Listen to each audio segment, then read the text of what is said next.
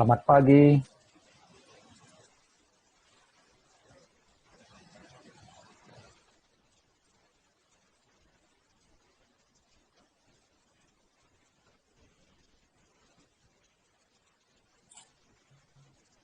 Selamat pagi.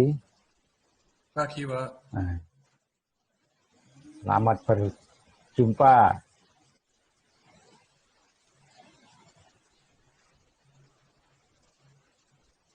Semoga bisa diikuti semuanya ini nanti. Nggih, Pak. Mas Luki Erlangga itu posisi di mana? Saya di Malang, Pak. Oh, di Malang ya. Saya di Manado, Mas. Oh, nggih, Pak.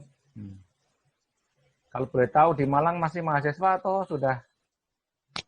Masih mahasiswa Oh ya, di Universitas apa? Brawijaya atau di di Universitas Negeri Malang.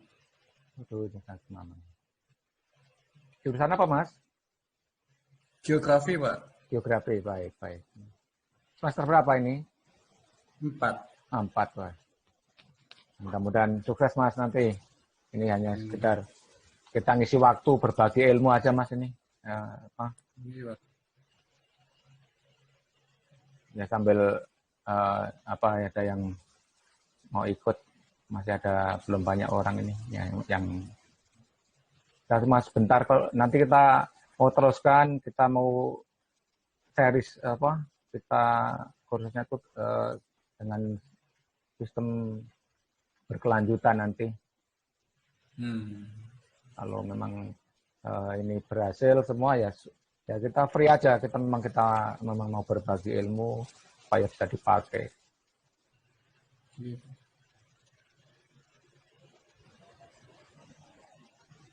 Baik, kita mau mulai aja ya, pelan-pelan aja sambil nanti bisa diikuti.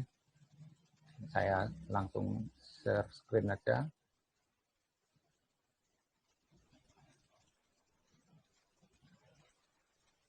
Baik, semuanya. Assalamualaikum warahmatullahi wabarakatuh. Selamat pagi, peserta kursus singkat dasar-dasar GIS ini, yang mana kita meluangkan waktu, mengisi waktu untuk daripada dalam era pandemi yang sekarang ini, waktu kita tidak kita manfaatkan sebaik-baiknya. Oleh karena itu kita manfaatkan saja. Baiklah, perkenalkan, nama saya Agus Budiharso, ya. Saya domisili di Manado. Saya sebagai pimpinan dari Lembaga Geospasial Bumi Nusantara di Manado. Sehari-harinya lembaga ini adalah lembaga kursus GIS yang ada di Manado untuk tingkat analis, untuk tingkat operator, analis, dan juga web GIS serta drone mapping. Baik, kita akan mulai aja dasar-dasar GIS ini, yang mana mungkin karena ini yang ikut, mungkin salah satunya juga ada satu dari Mas Luki tadi adalah mahasiswa geografi ya. Selamat semuanya bergabung di sini. Mungkin ada yang sudah tahu atau yang belum tahu. Kalau yang sudah tahu ya saling kita sharing saja. Baik, dasar-dasar GIS ini pertama bahwa GIS itu akan apa sih sebenarnya ya. Jadi GIS apa sebenarnya? GIS, yang dalam kursus ini kalau memang nanti selesai sampai pada aplikasi GIS itu, tapi ini dasar-dasarnya semua, belum pada prakteknya. Nanti prakteknya boleh pakai yang ArcGIS ataupun juga boleh pakai yang open source yang lain. Jadi yang pada kursus kesempatan ini kita akan terangkan definisi GIS, istilah-istilah yang sering dipakai, konsep GIS, komponen GIS, data GIS, sumber datanya GIS, kemudian aplikasi GIS, dan nanti terakhir pada one map policy. Nah, baik. Nah, tujuan dari kursus ini adalah ya kita agar kita bisa mengetahui dasar-dasar GIS itu sendiri untuk kegunaan pemetaan wilayah ataupun pemetaan yang lain yang sesuai dengan keinginan kita. Dan kemudian sasarannya yaitu ya kita supaya bisa terampil di dalam mengoperasikan sistem informasi GIS, sistem informasi geografi ini. Untuk menunjang tugas-tugas kita yang sebagai mahasiswa nanti bisa untuk persiapan membuat analisis spasial, untuk persiapan tugas ataupun untuk skripsinya nanti. Kemudian apa itu GIS ya? GIS itu banyak definisi, tetapi definisi yang sering banyak dipakai itu kurang lebih seperti ini, yaitu kumpulan yang terorganisir ya dari perangkat keras komputer, perangkat lunak software, ya, data geografi, kemudian data personil itu adalah ya kita ini manusianya yang dirancang untuk memperoleh, menyimpan, memperbaiki, memanipulasi, menganalisis, dan menampilkan semua informasi yang berreferensi geografis. Ya. Jadi ada juga, ini adalah sebuah sistem komputer yang digunakan untuk memasukkan, menyimpan, memeriksa, mengintegrasikan, memanipulasi, menganalisa, dan menampilkan data yang berhubungan dengan posisi-posisi objek yang ada di permukaan bumi. Saya sapa dulu, selamat datang yang baru bergabung, silakan. Ya, Mas Faisal, silakan bergabung.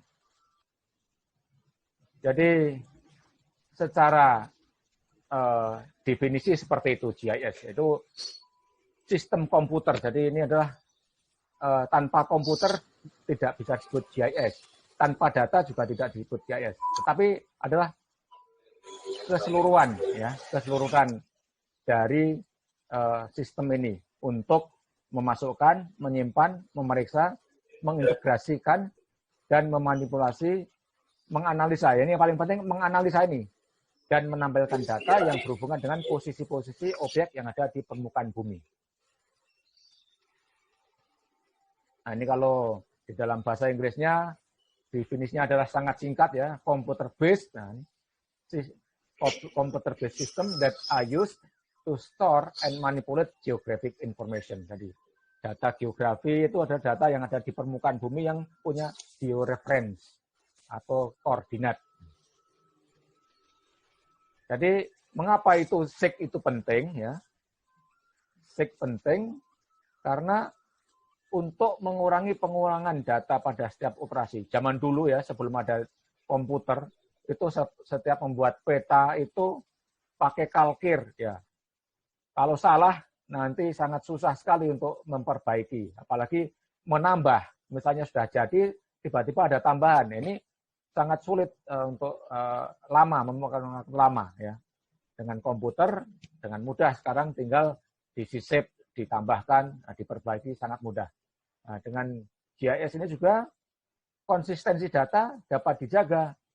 Kalau dulu peta yang sudah dibuat ya, itu akan karena kertasnya mungkin melar, kalau terkena panas, terkena lembab, itu akan ada mengembang dan mengerut. Nah, itu tidak konsisten datanya, terutama data panjang, data skala petanya itu tidak konsisten. Nah, itu karena dengan peta analog yang diprint pada sebuah kertas. Nah, kertasnya sendiri punya sifat mengembang mengkerut, nah itu tidak. Oleh karena itu ketepatannya atau presisinya bisa berubah-ubah. Nah, ini updating data dapat dilaksanakan dengan mudah ini. Serta penyimpanan sekarang alat-alat canggih, semua storage-nya atau hard disk-nya ataupun kapasitas penyimpan lain sekarang sudah bertera-tera ya. Kalau dulu sangat sedikit sekali ya, kecil, megabyte ataupun sekarang sudah terabyte. Ada mungkin kan ada yang lebih tinggi lagi daripada tera. Nah ini. Sekarang ada istilah-istilah ini, istilah yang dipakai, yang sering dipakai. Ini ada di Undang-Undang Geospasial nomor 4 atau Undang-Undang nomor 4 tahun 2011. Ini istilah-istilahnya ada di sana semua. Kalau yang akan mengetahui lebih lanjut tentang istilah-istilah yang ada, contohnya adalah spasial. Spasial itu apa? Aspek ruangan suatu objek atau kejadian yang mencakup lokasi, letak, dan posisi. Nah, lokasinya di mana? Oh, di Malang. Malang. Letaknya di mana? Di desa apa?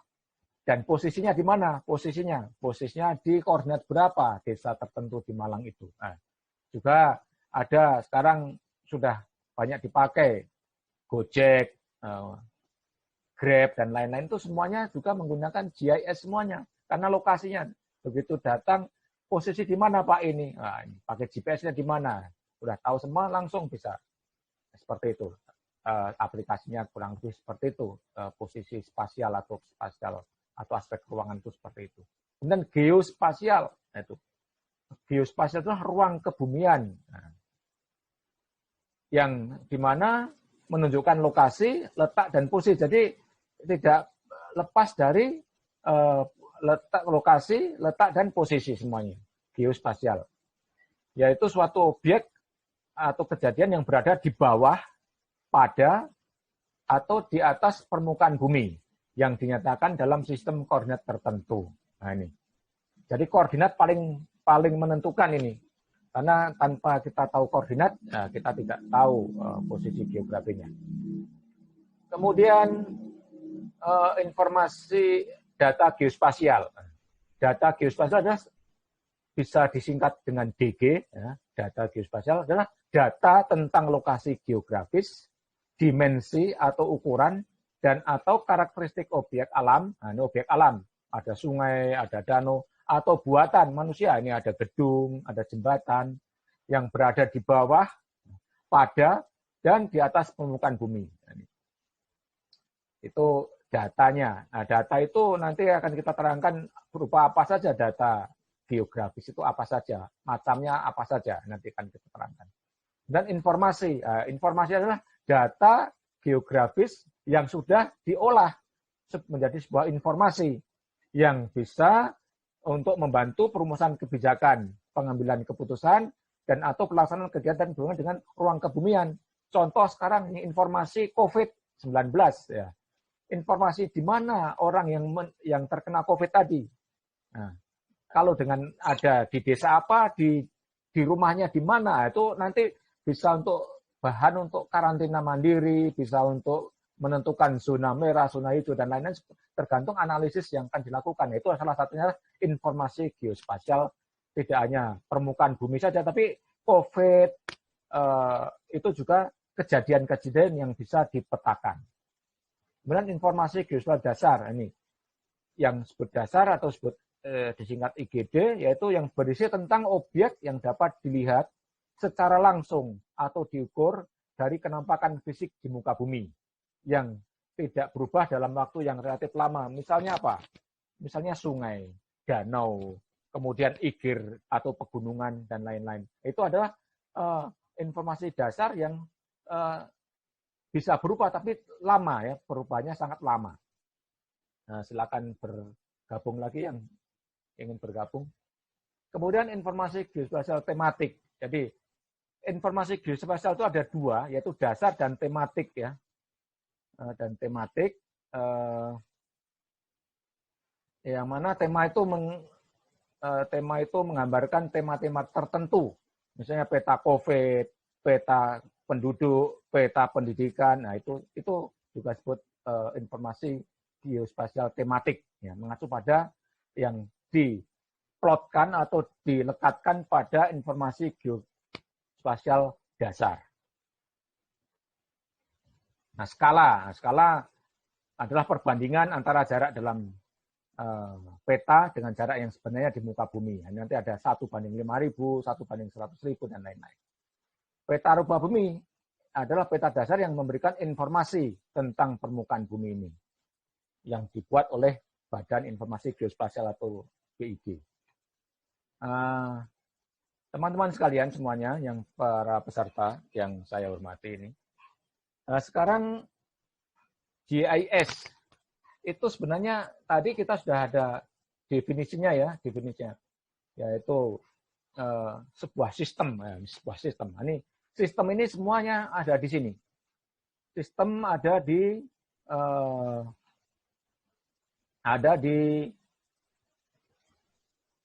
GIS ini. Yang mana GIS itu adalah untuk memodelkan ya dunia nyata ini atau real world ini.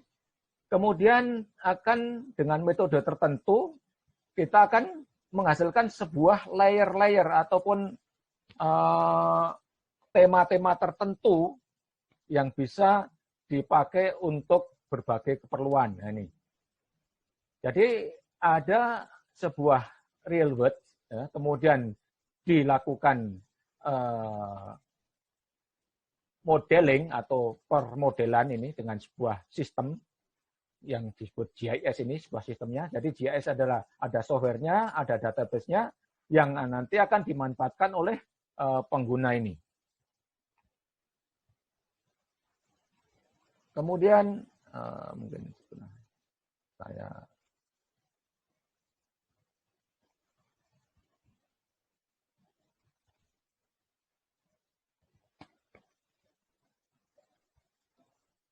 ya. Jadi hasilnya adalah sebuah layer-layer atau tema-tema hidrologi, topografi, ini untuk geospasial dasarnya. Dari real world kemudian diabstraksi, dimodelkan untuk menghasilkan sebuah layer jalan, layer batas persil, batas administrasi dan lain-lain.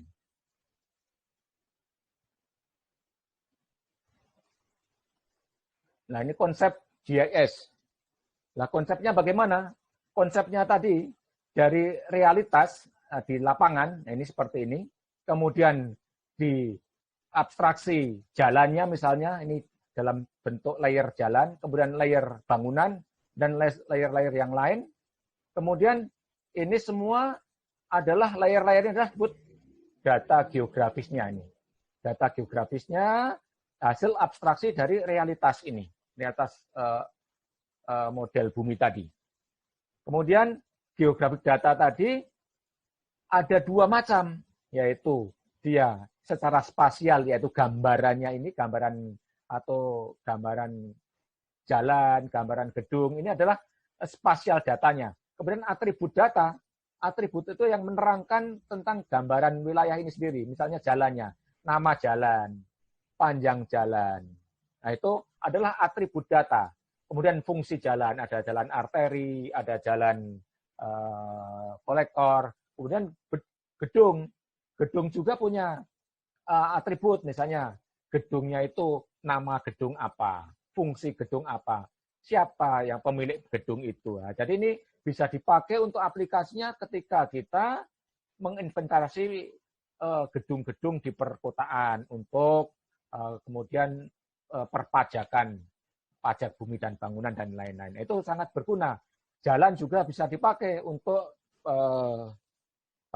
penentuan transportasi, rute transportasi dan lain-lain. Juga untuk perbaikan jalan itu sendiri. Itu akan dikumpulkan menjadi atribut data yang gambarnya adalah spasial data. Kemudian komponen sistem geografis. Nah, ini komponennya ya ini ada pengambil keputusan, people tadi yang sudah saya jelaskan tadi di definisi, kemudian software ya, perangkat lunaknya, kemudian ini juga ada database-nya ya yang disimpan di dalam CD dalam bentuk atau penyimpan yang lain, kemudian juga prosedurnya, metodologinya ini, kemudian ada hardware-nya. Nah, ini hardware, pengambil keputusan, database, metode, software itu satu kesatuan ini yang disebut komponennya, komponen dari sistem ilmu geografis. Komponen-komponen yang lain adalah seperti ini. Kalau komponen dari GIS yang ada juga GPS geodetik ini sekarang ada GPS geodetik yang punya ketelitian hingga mili sampai mili. Kemudian ada hardware, tadi ada operatornya, ada metodologinya. Seperti ini, ada softwarenya. Software ada ArcGIS, ada ENVI, ada lain-lain. Kemudian komponen-komponen yang berupa hardware. Nah ini, hardware itu dulu, kalau sekarang ini digitizer, ini sudah tidak diperlukan sekarang ini. Kalau zaman dulu, digitizer itu berupa meja yang dipakai untuk memasukkan data peta analog menjadi data digital, digitizer. Kemudian ada network-nya, plotter, ini untuk mencetak petanya, printernya, storage-nya, atau penyimpan. Ini. Ada laptopnya, ada CPU, dan ada jaringan yang sekarang ada. Kemudian arsitektur dari GIS itu, kalau kita lihat sekarang ada tingkat operator ini, jadi dengan adanya operator, kemudian dengan komputer, ada analis, ya, analis yang bisa membantu untuk membuat analisis spasial, kemudian penyimpanan datanya, kemudian juga ada aplikasi berbasis web sekarang, ya, semuanya berbasis web, kemudian ada internet dan untuk dipublish nanti. Kemudian ini software. Nah, software itu sekarang sudah banyak yang ada, baik yang berbayar maupun yang open source. Ini ada Arcview sudah tidak dipakai sekarang, banyak sudah nggak memakai. Yang umum banyak dipakai adalah ArcGIS yang sekarang. Yang untuk yang open source ada Quantum GIS, ada Saga GIS, ada lain-lain. Kemudian software pembantu GIS yaitu pengolah citranya ada ERDAS, ada AirMapper, Global Mapper, ENVI, ILWIS, dan lain-lain. Nah, ini untuk pengolahan data-data citra satelit yang untuk bisa dipakai untuk pengambilan data untuk analisis di GIS yang ada. Ini mulai dari input, kemudian disimpan, ada query, kemudian dianalisa, dimanipulasi, dan ada output yang informasi yang dihasilkan untuk pengambilan keputusan. Jadi GIS sendiri adalah sebuah alat pengambil keputusan. Tidak hanya GIS adalah pembuat peta, bukan. Tapi yang paling penting adalah GIS adalah alat untuk analisa, untuk mengambil keputusan. Itu yang paling penting. Nah, peta itu adalah hanya bagian akhir dari penyajian informasi. Nah ini, sebuah sistem itu pasti mempunyai tiga komponen, yaitu input, ya, ada input, ada proses, dan ada output. Nah ini, mohon maaf ini nanti kelihatannya kursus ini waktunya hanya singkat sekali, hanya waktu ada 30 menit, nanti mungkin kita akan tambahkan lagi terus kapan ada waktunya, mungkin setelah Lebaran ya, nanti mungkin kita lanjutkan lagi. Tapi kita akan lanjutkan yang ada waktu sekitar 5 menit, 7 menit ini akan kita selesaikan dulu. Ada yaitu input, ada proses, dan ada output. Adalah ini sebuah sistem. Jadi sistem itu hanya 3 ini aja, input, proses, dan output. Nah, inputnya itu apa untuk GIS? Yaitu ada survei tadi pakai GPS, survei fotogrametri, interpretasi citra satelit, kemudian juga ada peta yang sudah ada, peta analog, kemudian ada data-data tabular, data statistik, data hasil survei COVID, survei penggunaan lahan, dan lain-lain. Kemudian prosesnya itu yang banyak dibantu dengan sebuah database, kemudian diolah dengan sebuah komputer dan software yang ada, yang akan menghasilkan sebuah output berupa peta, charts, grafik, kemudian juga yang akan dipakai untuk pengambilan keputusan. Jadi ini GIS adalah Spatial Decision Support System, SDSS. Ini yang paling utama. Nah, membuat peta itu adalah bagian dari Spatial Decision Support System ini. Nah, ini sekarang yang disebut data. Data GIS itu tadi kan data yang berhubungan dengan posisi. Ya, posisi tadi di dalam GIS itu akan ditentukan dengan koordinat, yaitu letak koordinat lintang, dan bujur. Nah, lintang itu kalau dalam bahasa Inggrisnya, kalau dalam software-software dipakai adalah latitude. Karena software-software kebanyakan adalah masih banyak bahasa Inggris, maka latitude itu adalah yang dipakai adalah dalam bahasa Inggris untuk menerangkan lintang, dan longitude untuk menerangkan bujur. Jadi kalau ada pada sumbu koordinat tadi, longitude adalah X, ya, sumbu X, dan latitude adalah sumbu Y, sumbu Y. Nah, ini adalah yang latitude atau garis lintang itu adalah di sumbu Y. Kemudian longitude adalah di sumbu X. Kemudian atribut. Atribut tadi adalah informasi deskriptif yang menerangkan data spasial yang langsung berkenaan dengan lokasi spasial, misalnya nama sungai, panjang sungai, dan lain-lain. Ada hubungan spasial. Hubungan spasial itu adalah hubungan antara lokasi satu dengan lokasi yang lain. Berhubungan, misalnya ada kemacetan, ada ruas jalan, itu saling berhubungan. Kenapa macet di sana, kenapa? Nah, mungkin ada keramaian, kemudian jalannya ada kecelakaan, ada penyempitan jalan, dan lain-lain. Itu adalah salah satu hubungan antara ruang satu dan ruang yang lain untuk mencerminkan adanya hubungan antara satu dengan yang lain. Dan waktu merekam. Waktu itu sangat penting sekali, karena apa? Kalau kita akan membuat sebuah keputusan, maka datanya adalah data yang update, yang up to date. Jangan mengambil data ketika akan membuat perencanaan wilayah, kita mengambil data tahun 70-an untuk dipakai sekarang, nggak akan mungkin. Jadi data itu harus data yang update. Data tahun 70-an hanya untuk background saja. Dulu Kota Malang misalnya atau Kota Manado, itu waktu tahun 70 itu hanya sekitar di luasannya tertentu saja. Sekarang sudah berkembang menjadi membesar seperti yang sekarang ini, ya itu data yang sekarang dipakai. Itu adalah terkait dengan waktu. Teman-teman sekalian semuanya, di dalam GIS itu ada model data spasialnya. Ini data. Tadi kita ada data spasial dan ada data atribut. Yang akan kita terangkan sekarang adalah data spasial. Model data spasial itu ada apa saja? Nah, seperti ini. Data spasial itu ada namanya raster model. Kemudian juga ada namanya vektor model. Nah, ini. Raster model adalah seperti ini perbandingannya, raster dan vektor seperti apa.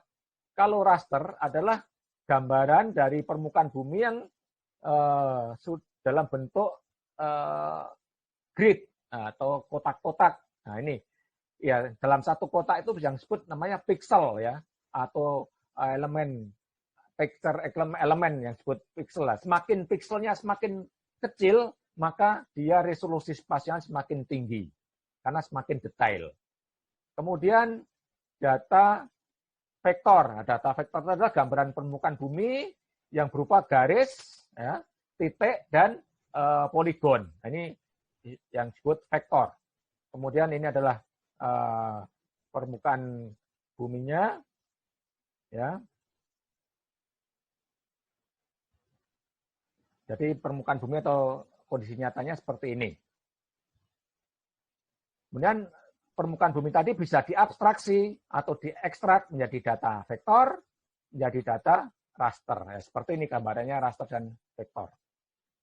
Sekarang data raster. Nah, data raster tadi yang berupa titik atau poin, berupa line, berupa area ini. Data menampilkan ruang bumi dalam bentuk pixel atau picture element yang membentuk grid, peta, atau kotak, dan dihasilkan dari penginderaan jauh. Pada data raster, resolusi tergantung pada ukuran pixel. Semakin kecil pixelnya, maka semakin besar resolusinya ini. Kalau titik, maka satu grid atau satu kotak mewakili satu titik. Kemudian kalau garis atau line, maka titik-titik yang berhubungan satu dengan garis itu adalah kumpulan dari titik-titik yang membentuk garis seperti ini. Jadi kumpulan dari mohon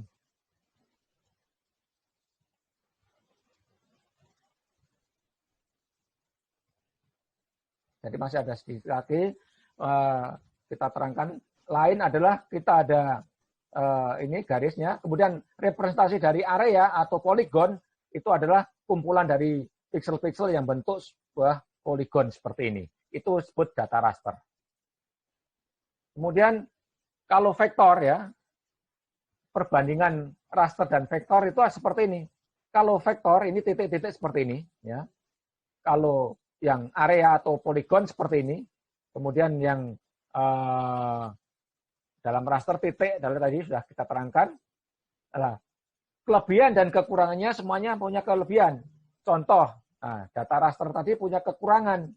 Struktur data vektor punya kekurangan, yaitu struktur datanya kompleks. Nah, kalau data raster memerlukan ruang penyimpanan yang besar. Nah, ini kelebihannya struktur datanya saja sederhana. Ini. Jadi nanti bisa ditanyakan, mungkin di kesempatan lain bisa ditanyakan lebih lanjut. Mungkin sekarang karena ini waktu tinggal sedikit sekali, tinggal 2 menit, mungkin ada yang mau bertanya?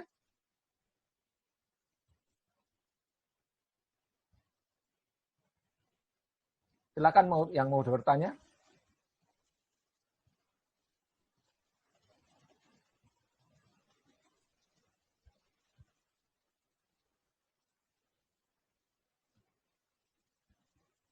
Halo?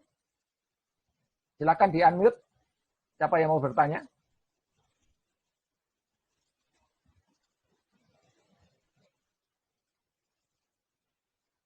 Izin bertanya, Pak. Ya, silakan. Ya, Assalamualaikum warahmatullahi wabarakatuh. Waalaikumsalam warahmatullahi wabarakatuh. Perkenalkan saya Yuni Rahman, Pak. Di sini saya ingin bertanya, Pak. Dari mana? Asal Banjarmasin, Pak. Fakultas Kehutanan Universitas Lampung. Yang saya tanyakan ini, Pak, kan saya pernah lihat nih orang menganalisis sebuah citra satelit, Pak, menggunakan ArcGIS. Nah, itu apakah yang termasuk itu data vektornya atau rasternya, Pak, yang dimanfaatkan untuk analisis tersebut, Pak? Kalau citra satelit adalah data raster. Data raster, kemudian setelah didigitasi, dilakukan digitasi itulah data vektor. Tetapi data citra satelitnya sendiri adalah data raster. Masuk lagi, Pak. Ya. Sepertinya saya lihat kan kemarin itu di waktu video ya saya lihat, Pak. Ya. Itu melakukan video referencing. Nah, yang itu kan meletakkan titiknya sebenarnya, Pak. Tapi setelah saya coba, Pak, itu dari Google Earth satelit itu. Tapi anunya itu, Pak, koordinatnya itu tidak sesuai dengan data SHP yang saya punya kan, Pak. Sudah ada koordinatnya ya, Pak. Untuk foto itu, Pak, jauh sekali, Pak, itu koordinatnya, Pak. Bagaimana supaya begini. Nanti kita akan terangkan ke sana. Tapi baik kita terangkan dulu bahwa koordinat bisa bergeser itu pertama di dalam Google Earth itu belum dilakukan namanya ortorektifikasi. Ortorektifikasi itu dilakukan ketika kita ada citra satelit, kemudian kita lakukan pakai ambil data GPS atau namanya yang disebut ground check, ya, data GPS yang ada di lokasi itu, kemudian dicocokkan, kemudian dilakukan ortorektifikasi dengan software yang ada. Tetapi kalau belum, biasanya akan bergeser. Karena apa? SHP kita berbeda proyeksinya juga mungkin berbeda. Nah, itu juga bisa bergeser. Atau kalau sama, tadi belum ada ortorektifikasi. Nanti kalau kita ada praktek, nanti kita akan melakukan registrasi peta, registrasi citra satelit Google Map untuk dilakukan registrasi atau rektifikasi. Oke, Pak, siap. Makasih, Pak. Ada yang lain?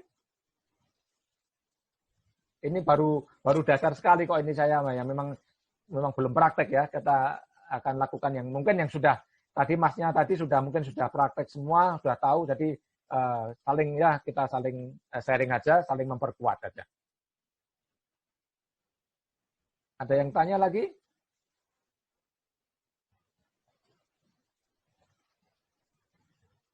Baik, ini waktu saya di sini sudah hampir selesai. Mohon maaf ini sangat singkat sekali. Nanti akan saya tambah tinggal 4 menit ini, tinggal 4 menit. Ya, kita mungkin maksimalkan ya untuk saling tanya saja sebelum kita lanjutkan. Mungkin kalau lanjutkan hanya sedikit sekali ini, yaitu data spasial ini vektor ya, tadi data. Nah, data spasial vektor itu tadi ada titik, garis, dan poligon saja ya. Titik ya berupa titik, garis berupa kumpulan titik, garis adalah kumpulan titik yang berupa garis, kemudian poligon adalah kumpulan garis yang membentuk tertutup, poligon tertutup, tidak boleh terbuka salah satunya. Jadi dalam tidak ada yang terbuka, kalau terbuka tetap garis namanya. Jadi itu poligon ya. Kemudian ini vektor model ya, vektornya dia dari garis ya.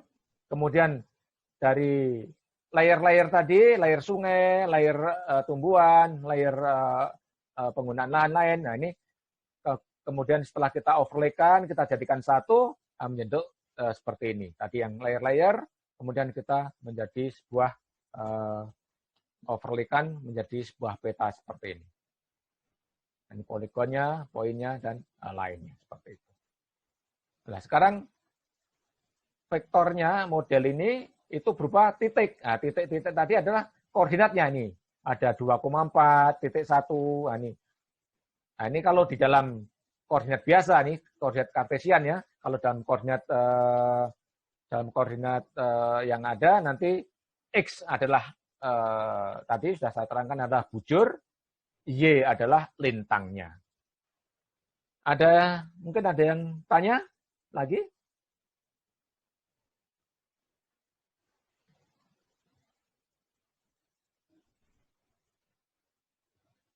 Silakan yang mau bertanya.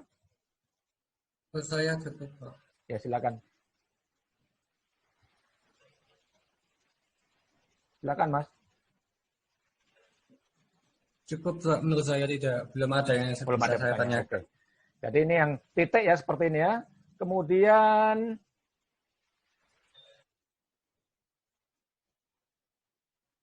yang lain atau garis. Nah ini.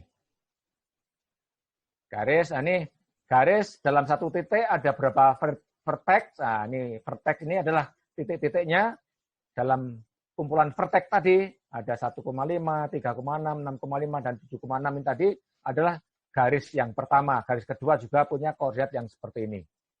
Mungkin sudah pada tahu. Kemudian area atau poligon atau disebut juga poligon atau bidang ya. Ini adalah tertutup.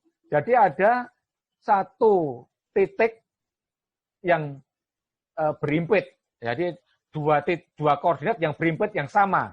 Tidak boleh tidak tertutup. Nah, kalau tertutup seperti ini adalah poligon. Kalau terbuka maka tetap masih garis. Jadi ini ada contohnya adalah poligon pertama adalah 2,4. Ini adalah punya dua titik yang 2,4 ini. Karena dia satu tergantung dari mana mulai poligon tadi dibentuk. Nah, itu yang akan berimpit titiknya. Kemudian, nah ini hubungannya. Ini data yang paling penting adalah data itu sangat penting ya. Data tabular atau atribut, data statistik. Data spasial juga disebut itu ada titik, garis, dan poligon. Nah, ini hubungan antara spasial dan koordinat atau dengan atributnya sangat erat. Misalnya jalan Katamso panjangnya 50 meter. Nah, kemudian dalam kondisi rusak, itu rusak panjang 50 meter adalah itu disebut atribut. Mungkin teman-teman yang saya hormati semuanya, ini waktunya sudah tinggal 1 menit, kita nggak bisa melanjutkan. Mungkin akan kita lanjutkan akan